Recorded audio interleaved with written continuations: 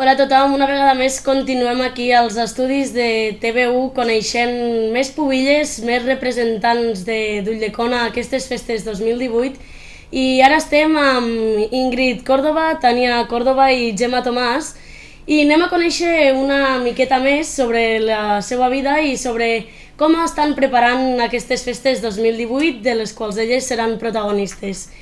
Comencem amb Gemma. Bon dia, Gemma. Bon dia. Quina entitat representes tu aquest any? El Club Esportiu de Vehicles Clàssics. I quina relació tens en esta entitat? Pues des de menuda que he format part i sempre he acudit als actes des de menuda, que sempre m'han agradat.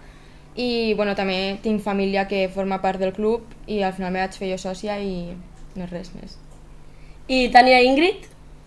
Jo formo part del motoclub, que des de ben petita que faig trial i sempre m'han agradat molt les motos i pues, m'agrada molt ser d'aquesta entitat. Jo represento l'Orfeó de Conenc, ja que els meus avis paterns han estat socis de fa molts anys i ho continuen sent i pues, me van dir si volia representar i jo pues, sí. Pues molt bé, i bueno, espero que les tres en molt d'orgull representeu les vostres entitats. I a més també, com sabeu, algunes de les pubilles han fet ja actes per a presentar-les a les seues entitats i per a que els socis de les entitats sàpiguen que són elles les que enguany representaran l'entitat.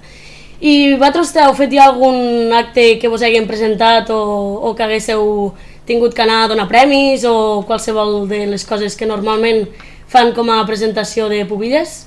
Sí, jo sí, el 22 de juliol vam fer un dinar a les cases, al qual me van presentar i a més vaig entregar premis. I vosaltres? Jo també vaig anar a l'ermita a fer una exhibició de trial i després vam fer un dinar i vaig entregar premis i tot això. Jo encara no. Bueno, però esperem que ara de cara a festes també l'Orfeó faci algun acte que tu hi participes. I bueno, seguim, ara anem a conèixer aquestes tres pubilles una mica més a fons en les seves personalitats i en els estudis i maneres de passar, per exemple, l'estiu. En tema estudis, Gemma, tu batxillerat? Sí, estic fent batxillerat humanístic i de cara a un futur m'agradaria dedicar-me a màrqueting o relacions públiques. Molt bé, i tema de treball de recerca, que sé que a primer batxillerat i segon és el que més preocupa. M'estic fent el treball de recerca que va sobre com influeix la societat de cara a l'individu.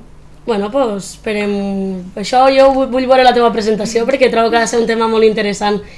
I Tania i Ingrid, tema d'estudis o de cara al futur que voleu estudiar? Pues a mi m'agradaria estudiar magisteri, ja que m'agraden molt els xiquets, i m'agradaria estudiar educació infantil o primària. Molt bé. A mi m'agrada educació infantil i faré un mitjà d'això. Bueno, doncs esperem també que els petits de casa estiguen, si en un futur poden aconseguir treure's aquestes carreres, esperem que estiguen en bones mans.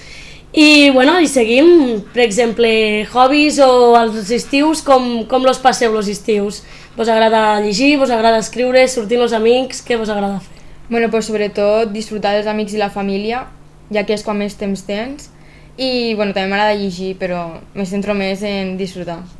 Bueno, però llegint també es pot disfrutar, Tot això mai vos ho hem d'oblidar. I Tania i Ingrid?